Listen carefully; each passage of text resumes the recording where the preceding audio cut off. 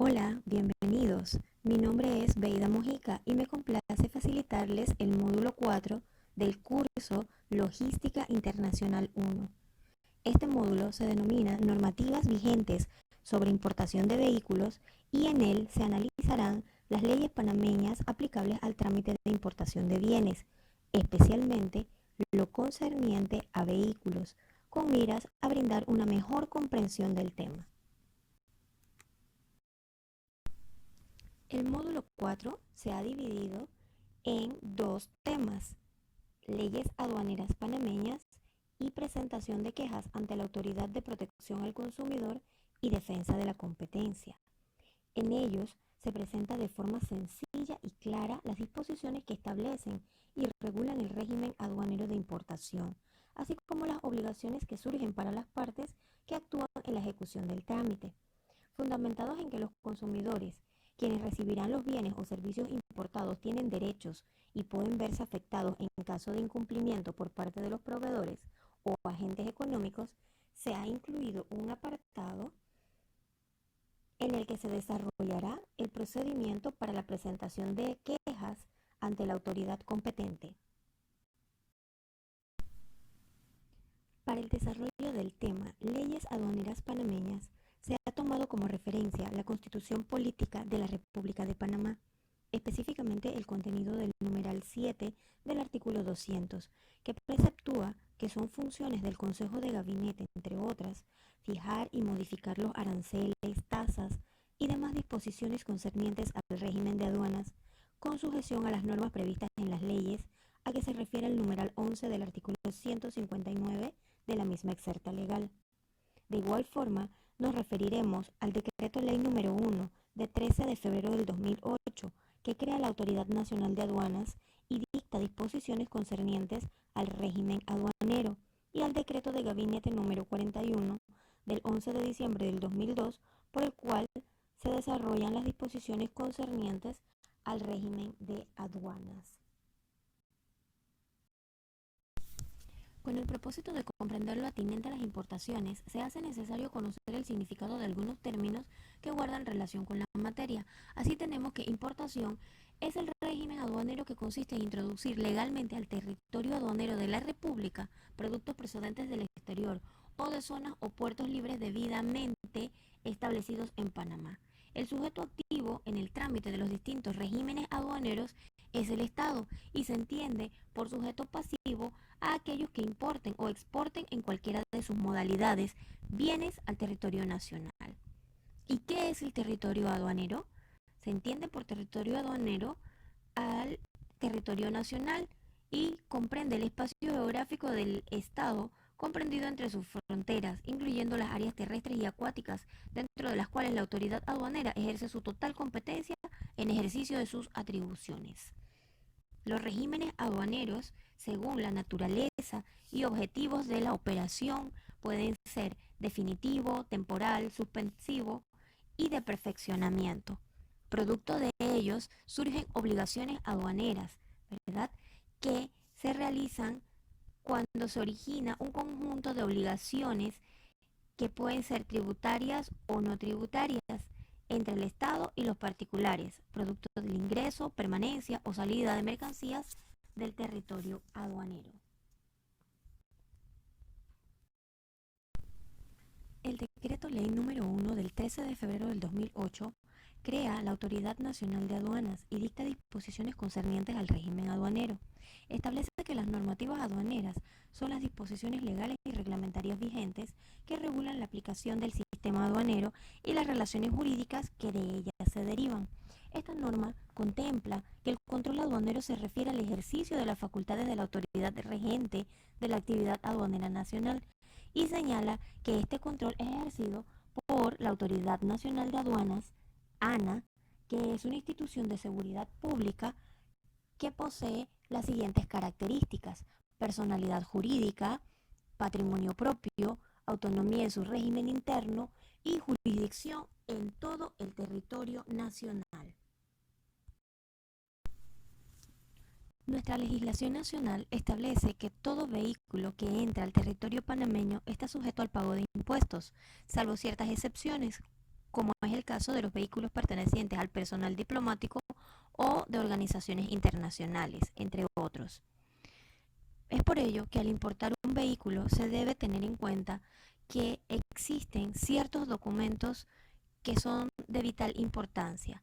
Entre ellos podemos mencionar el conocimiento de embarque, donde consta el flete pagado por el vehículo.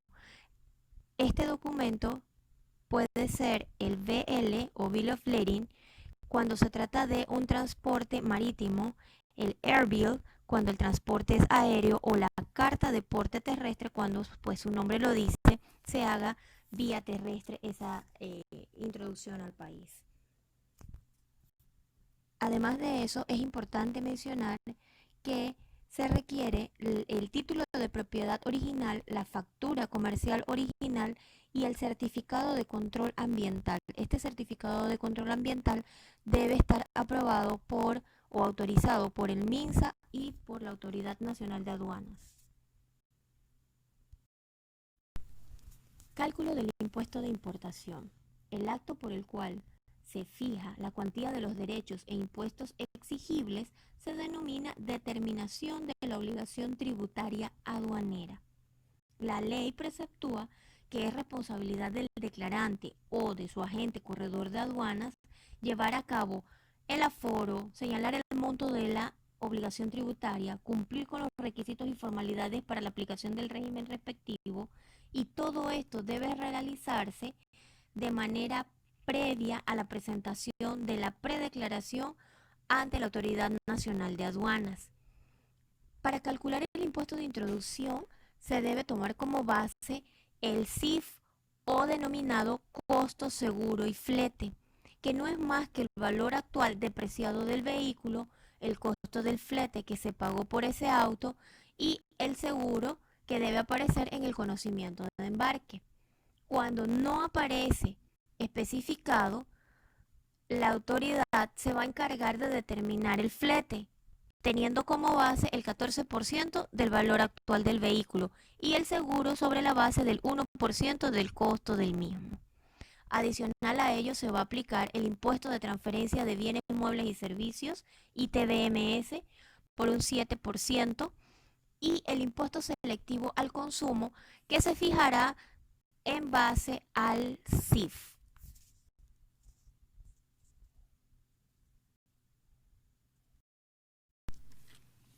El tema número 2 se denomina presentación de quejas ante la Autoridad de Protección al Consumidor y Defensa de la Competencia. La Constitución Política de la República de Panamá consagra la protección a los derechos de los consumidores y en su artículo 49 preceptúa que el Estado reconoce y garantiza el derecho de toda persona a obtener bienes y servicios de calidad y por ende establecerá los mecanismos necesarios para garantizar esos derechos, su educación, los procedimientos de defensa del consumidor, así como las sanciones por la transgresión de dichos derechos. Es por ello que nuestro Estado creó la Autoridad de Protección al Consumidor y Defensa de la Competencia, como una entidad pública descentralizada con independencia en sus funciones. La ley contempla que los consumidores tendrán derecho a ser escuchados de manera individual o colectiva para defender sus intereses utilizando los medios permitidos por nuestro ordenamiento jurídico. También tienen derecho a recibir una indemnización o reparación de los daños y perjuicios que son atribuibles al proveedor. Cuando se trata de vehículos de motor, es obligación del fabricante o importador reparar o reemplazar el mismo dentro de los 105 días calendario a partir de la fecha de solicitud escrita formulada por el consumidor. Si el bien no es reparado por el proveedor dentro de los 60 días, debe brindarle al consumidor un vehículo similar mientras dure la reparación. Si se excede de los 105 días, deberá reemplazar el auto por uno nuevo, siempre que los daños o desperfectos impidan el uso seguro, adecuado o normal del mismo. Para autos nuevos, la garantía es de un año o 30.000 kilómetros, lo que ocurra primero. Y en aquellos que son usados, el proveedor no podrá importar al territorio nacional vehículos cuyo modelo de fabricación supera los 5 años. En estos casos, la garantía será de 6 meses o 15.000 kilómetros, lo que ocurra primero. En cuanto a la competencia, con la entrada en vigencia de la Ley 14 del 20 de febrero del 2018, que modifica artículos de la Ley 45 del 2007, la ACODECO podrá conocer y decidir a prevención reclamaciones sobre vehículos de motor hasta 30.000 balboas, y el Departamento de Decisión de Quejas es el encargado de llevar a cabo el procedimiento correspondiente. Nos referiremos ahora al contenido de la queja. El Manual de Procedimiento para el Departamento de Decisión de Quejas de la Dirección Nacional de Protección al Consumidor y Defensa de la Competencia, actualizado el 17 de septiembre del 2018, establece que son aspectos muy importantes a tomar en cuenta los siguientes. Primero, la cuantía de la queja o daño sufrido, que es la razón por la cual presenta su reclamo. El nombre del consumidor, que debe coincidir con el que aparece en la factura, o debe tratarse de la persona que está en uso del bien, sin que necesariamente pues se trate de la persona a favor de quien se expidió la factura. Además de eso, debe enunciar las pruebas con las cuales va a acreditar su pretensión.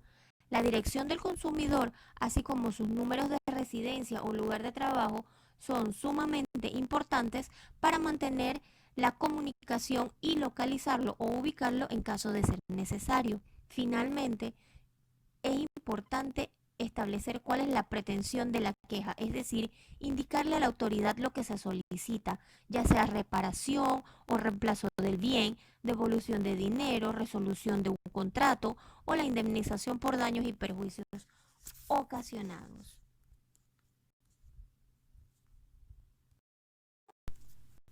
En esta oportunidad nos referiremos al procedimiento.